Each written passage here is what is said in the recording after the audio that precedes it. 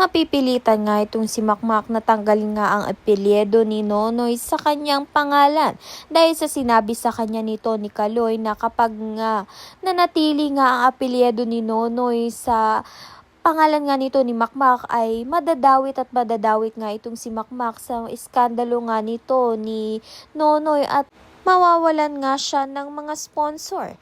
Wala nga kaalam-alam itong si Nonoy na balak na nga ni Makmak na tanggalin na nga ang apelyido ni Nonoy dito nga kay Makmak. Sa kabilang banda naman nga, mahirapan nga attorney ni Nonoy na malinis ang kanyang pangalan dahil lahat nga ng ebidensya na magpapatunay na si Nonoy nga ang gumawa ng masama. Subalit lingid nga sa kalaman nilang lahat na gumagawa nga ng paraan itong si Nadia na madiin nga itong si Kaloy. Dahil nakita nga niya sa cellphone nga nito ni Kaloy na siya nga ang umorder ng illegal na gamot upang ilagay nga ito sa bag ni Nonoy. Kaya naman nga't mananagot nga itong si Kaloy. Kaya naman nga't yan at iba pa ang dapat nating pakaabangan. Maraming salamat sa iyong panonood.